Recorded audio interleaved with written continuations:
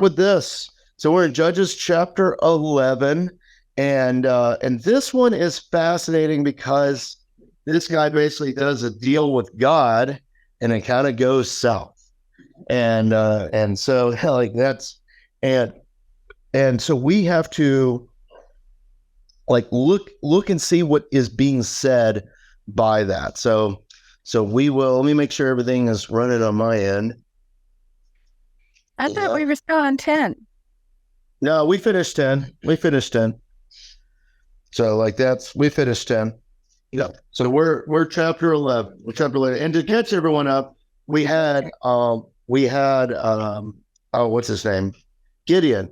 We had Gideon with Gideon, and then all of a sudden he got this like king-like nature coming out where Amalek, Gideon's son, comes in, and it looks very king-like, where he kills all the brothers and all these things, and then it comes out that he's killed by a woman. Oh my goodness, right? Like that's and I think we're seeing kind of an idea that's all throughout Scripture, but you see it with Deborah, you see it with this thing. It's this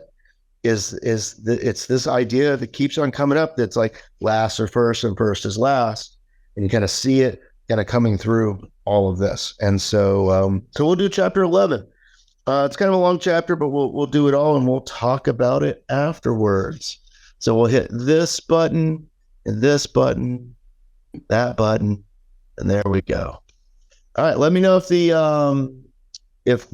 echo doesn't go away. Now Jephthah, the Gileadite, was a mighty man of valor, but he was the son of a harlot, and Gilead begot Jephthah. Gilead's wife bore sons, and when his wife's sons grew up, they drove Jephthah out. You shall have no inheritance in our father's house, for you are the son of another woman. Then Jephthah fled from his brothers, and dwelt in the land of Tarb.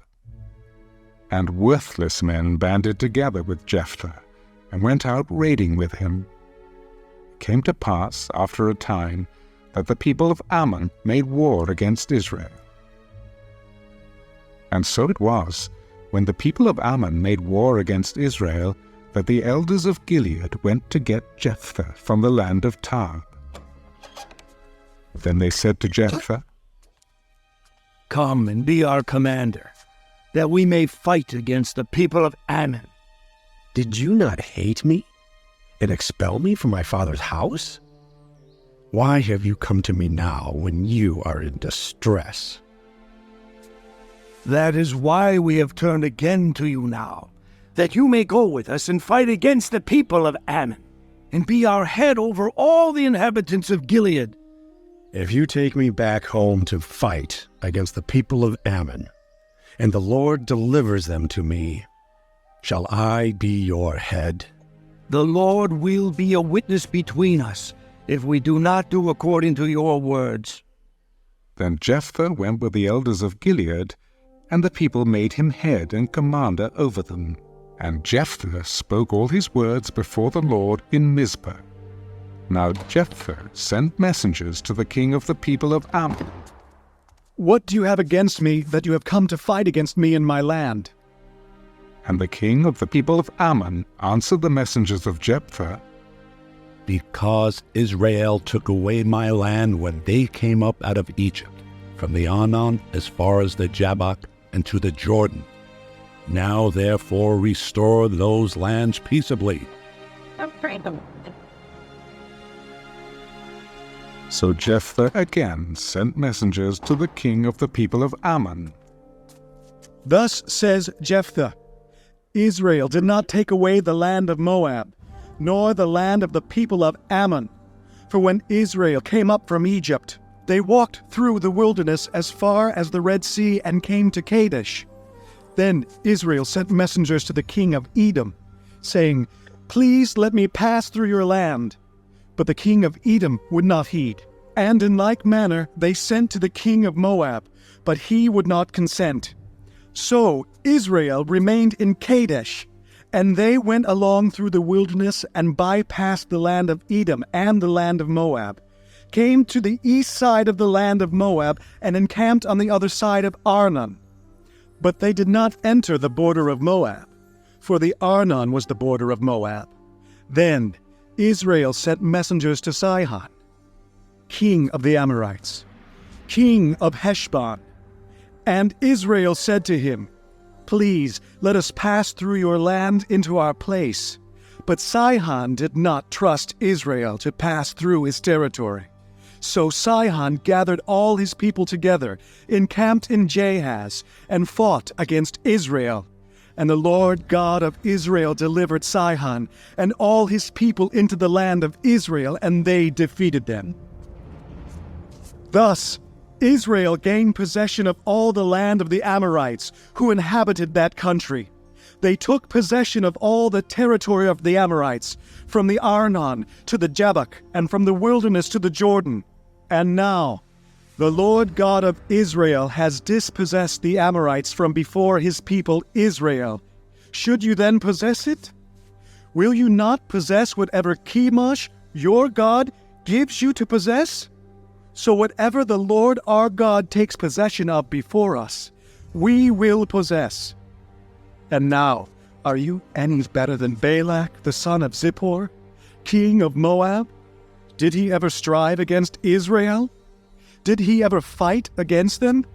While Israel dwelt in Heshbon and its villages, in Aroer and its villages, and in all the cities along the banks of the Arnon. For 300 years, why did you not recover them within that time?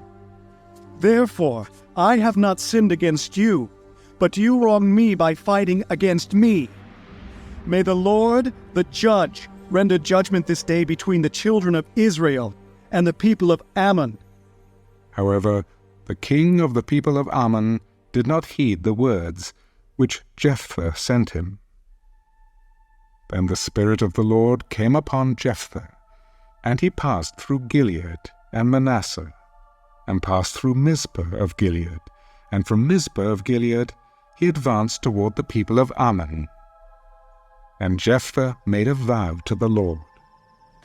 If you will indeed deliver the people of Ammon into my hands, then it will be at whatever comes out of the doors of my house to meet me, when I return in peace from the people of Ammon, shall surely be the Lord's, and I will offer it up as a burnt offering.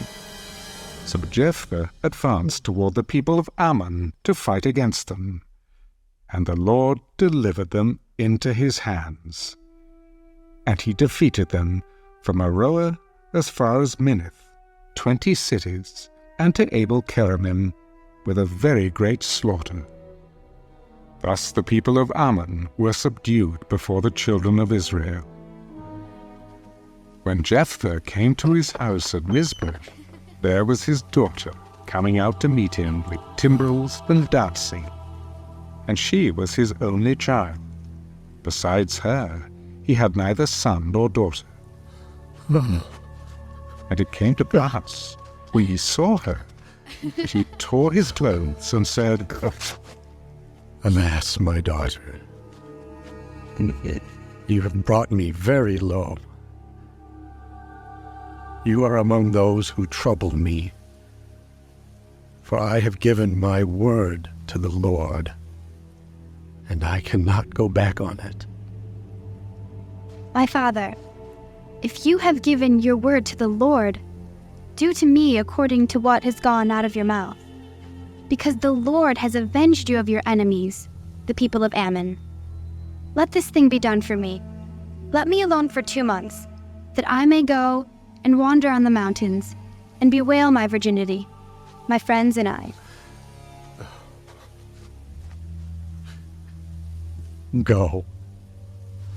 And he sent her away for 2 months, and she went with her friends, and bewailed her virginity on the mountains.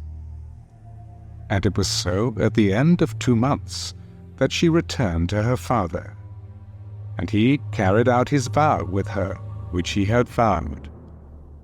She knew no man, and it became a custom in Israel that the daughters of Israel went 4 days each year to lament the daughter of Jephthah the Gileadite.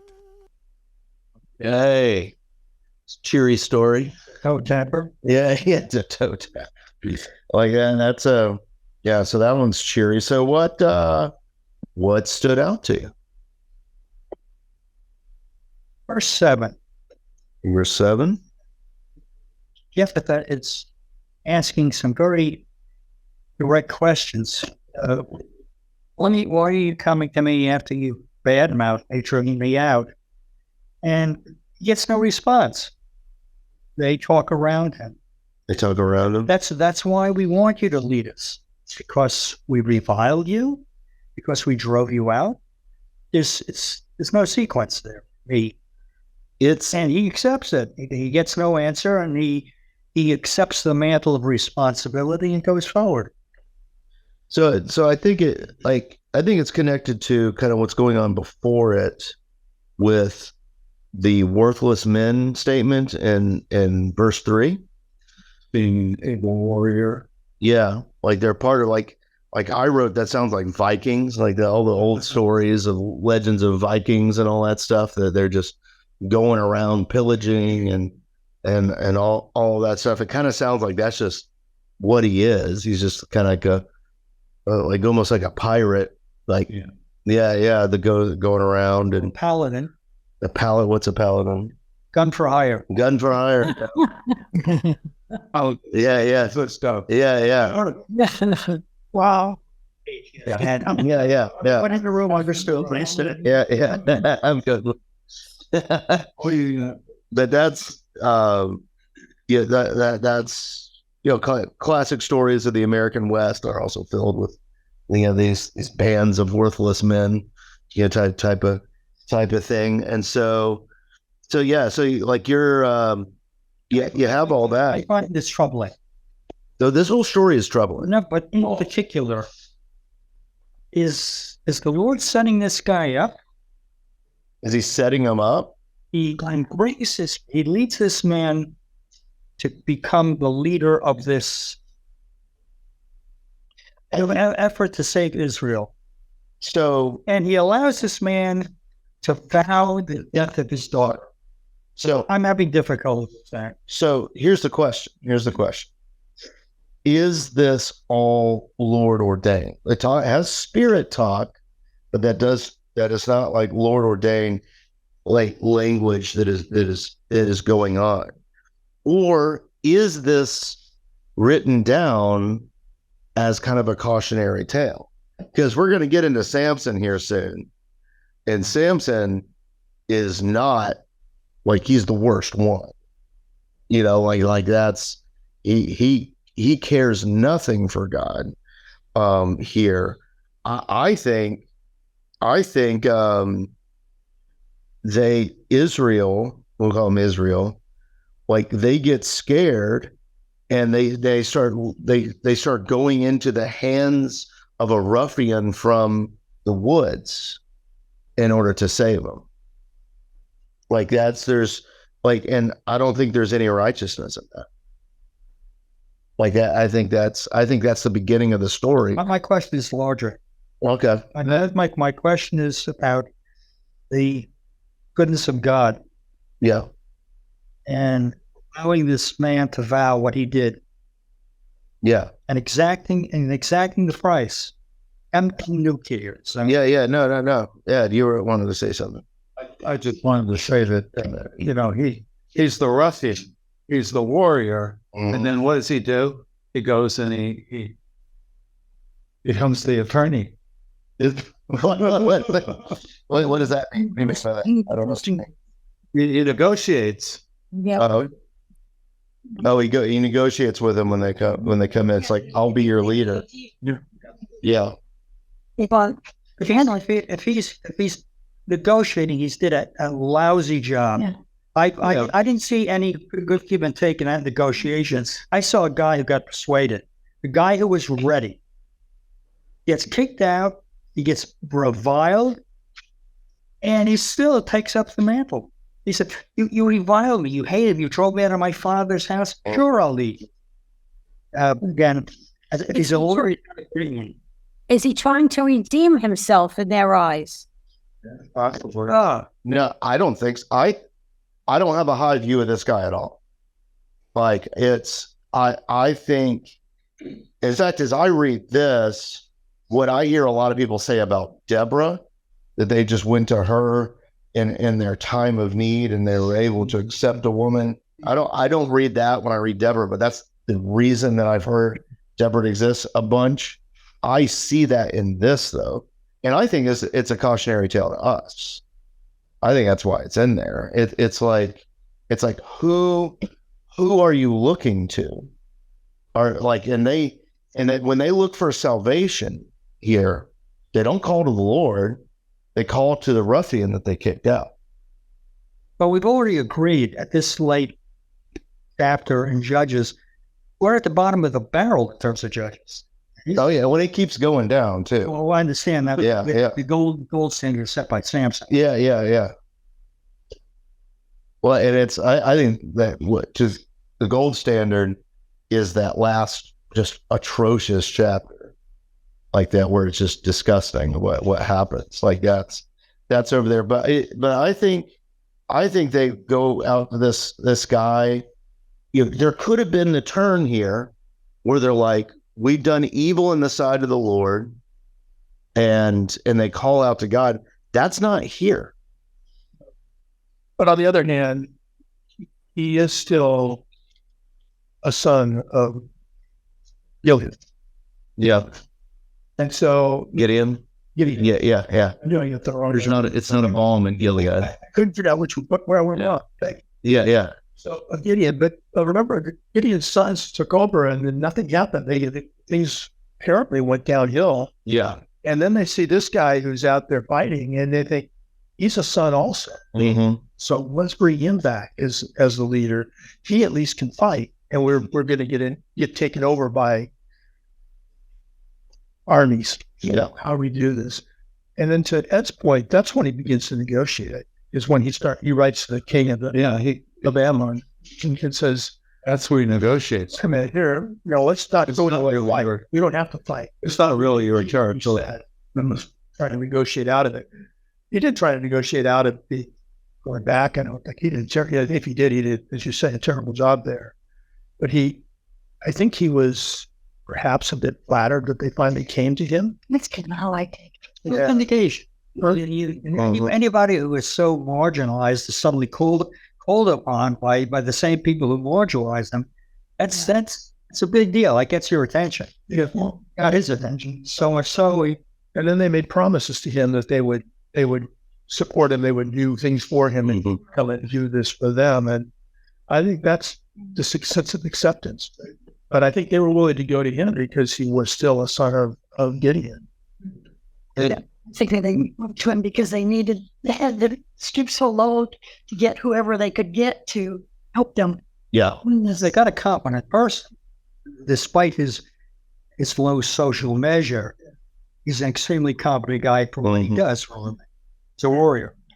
But I think I don't, and this is me putting a lot of my history onto this, but I think it's talking to us about, like, watch out when you're up against a wall and you feel like that. Watch out, just don't go for the strong man. That's not necessarily.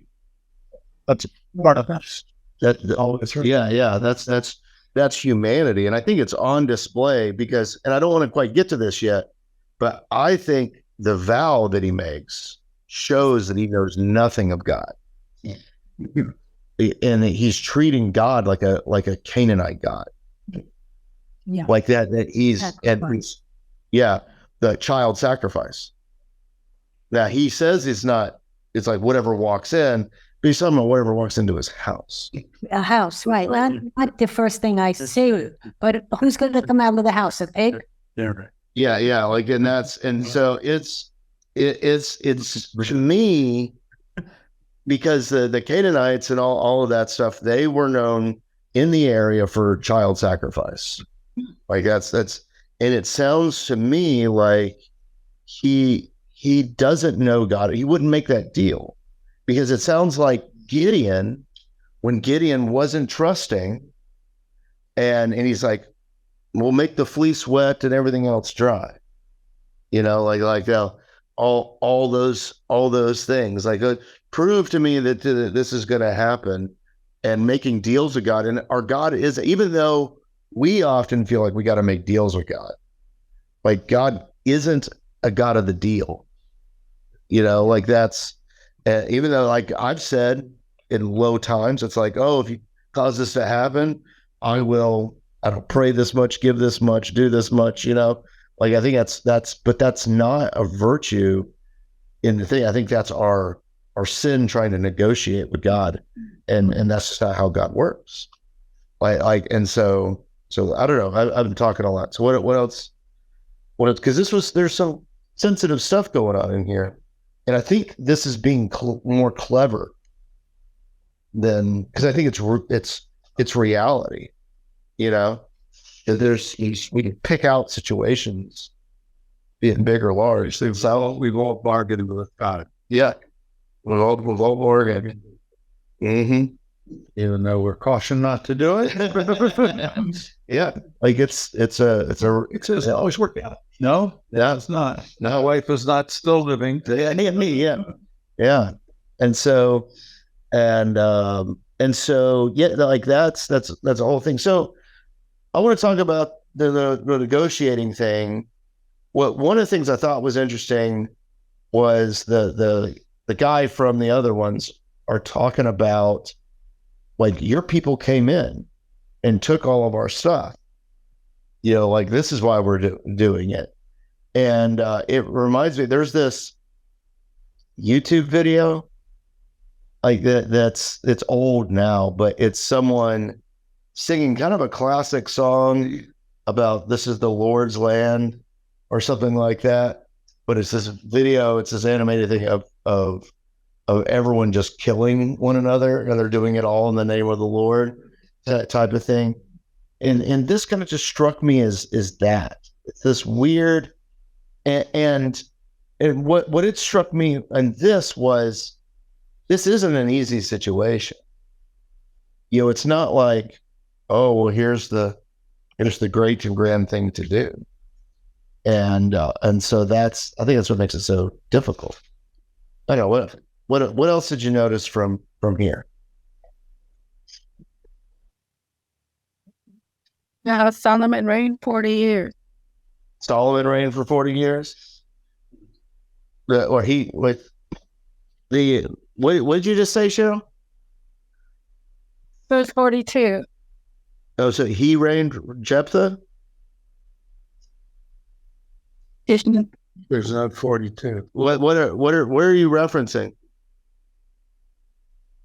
I'm in. Oh. No, you're in the wrong book, Cheryl. We're in Judges. You're in Judges. God bless you. All right. So Judges chapter 11. Judges chapter 11. So let's talk about the vow. We were just talking about it a little bit. And this is where we've talked about this before, but verse 29. And the Spirit of the Lord came upon Japheth, and he passed through Gilead and Manasseh, passed through and he advanced towards the people of Ammon. And then it says, and he then creates a vow. Like he creates this vow. There's no indication this has got to happen. Like that's over there. And there's also no indication that he has to keep it. Now, he makes a vow there. And also, it's important to remember that vows it's not vows, but stuff like this in Deuteronomy is not too keen on it. I'm trying to remember what it is. Because I remember, I always have to remember stuff that my mom taught me, and then pull out what was actually meant by what she was saying. Like that's the Jewish Bible says, I cannot retract. Shaphat and his daughter understand the oath as an obligation that cannot be nullified, since vows were taken very seriously in the biblical period. Yeah. She's daughters, guys, kill me. I'm ready to do what the Lord required you to do. Mm-hmm. It's also tragic. Well, and I think, well, that's bringing up Isaac, I think, is a good thing, because I think you see that story is establishing what God's nature is. That didn't work out for her. Doesn't go through. Well, I think these people are acting completely independent from God in this. Like I think because this sounds like the areas around them and the worshiping around the Asherah poles and the Canaanite gods and all that stuff, and treating God like those, rather than seeing what God is actually about.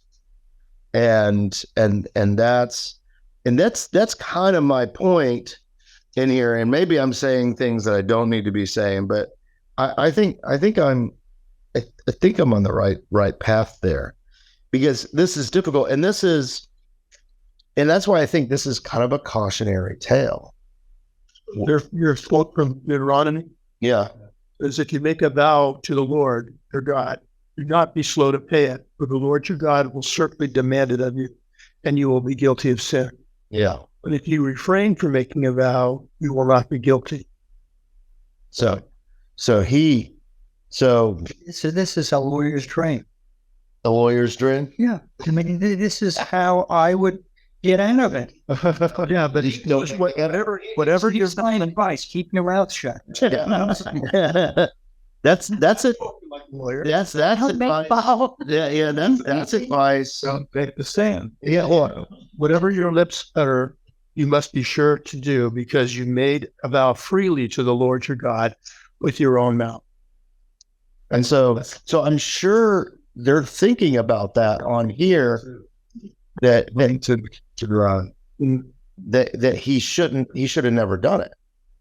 Like that. This was something, and looking at the Church of the Immaculate Conception here from the Judges thing, like that's he says Israel no longer knows the character of her own God, and so he and his little cartoon here, as Mick calls them, like this are like it's really are great. I'm not. It's not regret. I wouldn't call it regret. Fair. But that little bit on that bottom one there is kind of fascinating. Like it's like you could tell he's like, oh, God demands this, and she's going forward, and it kind of reminds me of like, let's see. Like you've seen like people who have gone too far into certain things, into certain religious devotion, and they just commit atrocities on it. They're like, oh, I'm sorry, the Lord demands it. Like that's like all these things. And like and I'm kind of getting that from this. And I kind of, and by Israel going to him, it's showing that they're not actually pointing themselves back to God. They're going after strength in this world. So we have to go hang out with the guy. We got to let the guy lead us who hangs out with worthless men and goes out raiding. Right? We got to find that strong man who we know isn't good, but if he's going to be bad, at least he's going to be bad on our side. And then you have this guy make a vow, which he's not treating the God of Abraham, Isaac, and Jacob like the God of Abraham, Isaac, and Jacob. He's treating God like one of those Canaanite gods. And it's like in Israel, and even this guy who's saving them is no indication. And you see where that leads you to. You end up carrying out the whims of the world around us. This child sacrifice of the whims of the world around us, because it it wants you to know that she has not been with a man. She's a child. She's an innocent. And it's carrying out the whims of the world in God's name. Like, I think that's what it's doing. Like, and that's, listen,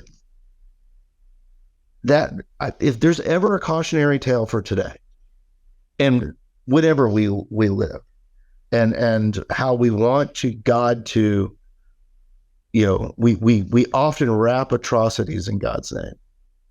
We often wrap very like American centric ideas of domination and things like that in God's name. But it's not, and I'm picking on us. I mean, Rome did it for years.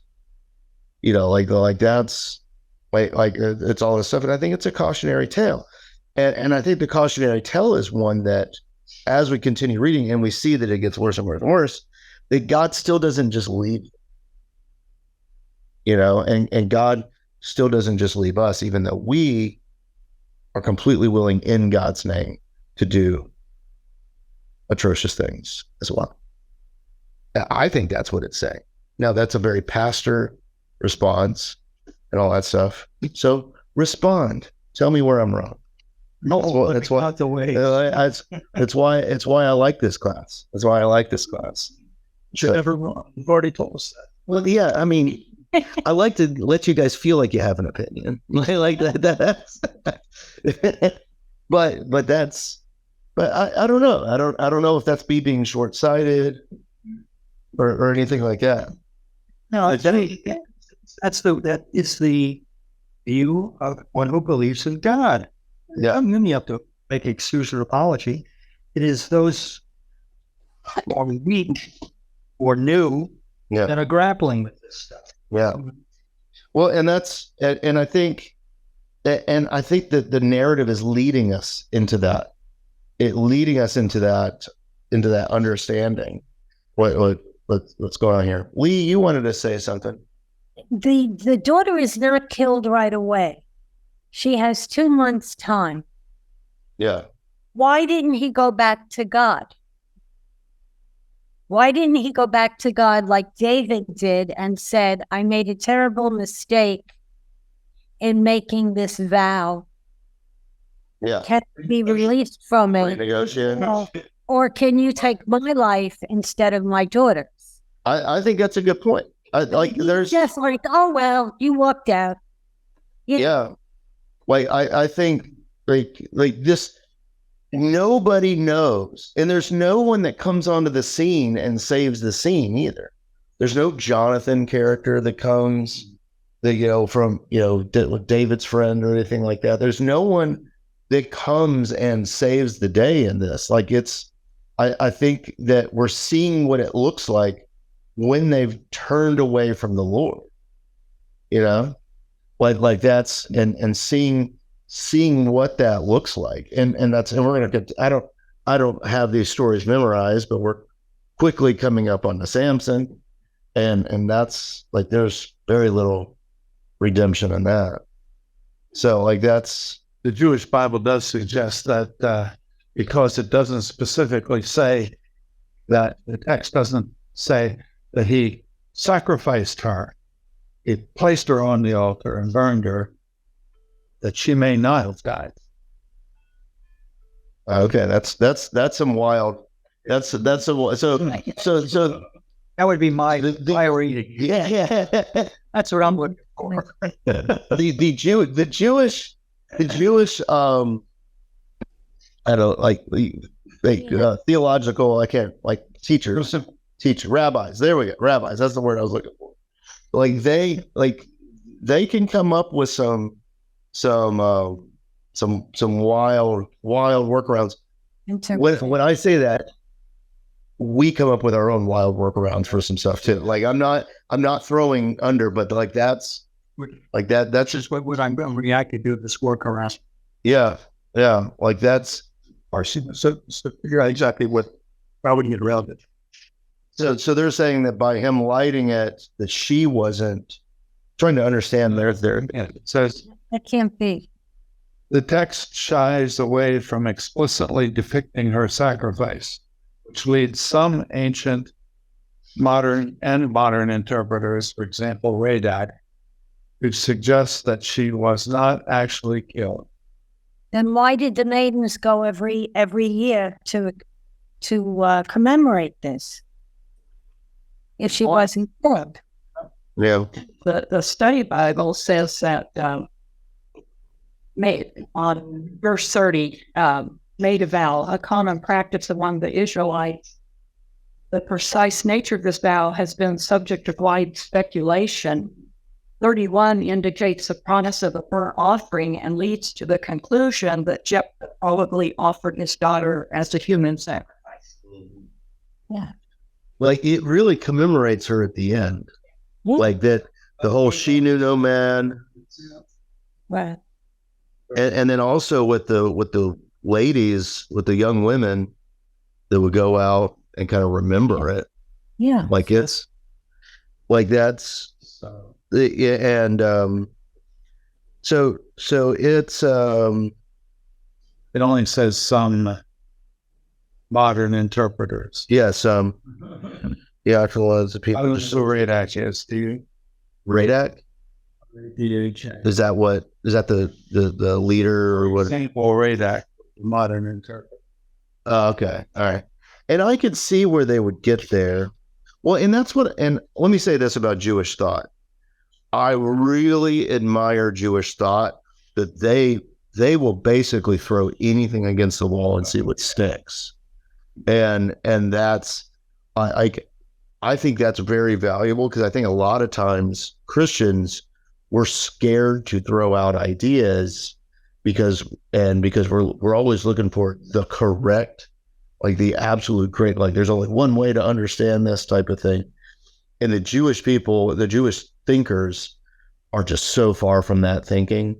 And so that's what that is. That's what Google's having a hard time finding Radak.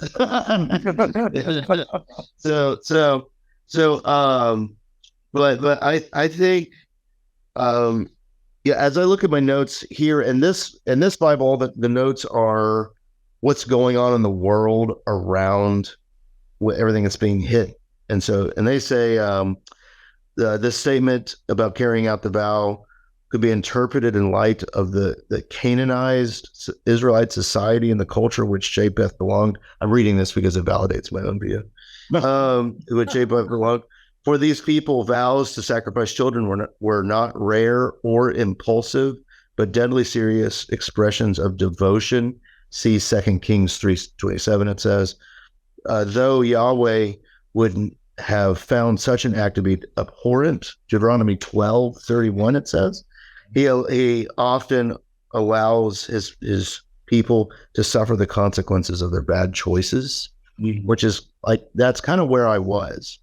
Like that's, and I think it's kind of showing you can keep that, but that's paper's cheap, man. Paper's cheap. That's bad. I should say. Put the extra $1 in. Yeah. And so. He had two. Yeah. So let's move on. Let's do 12 real quick. That way, it's short. And we can, that way we begin with Samson next week.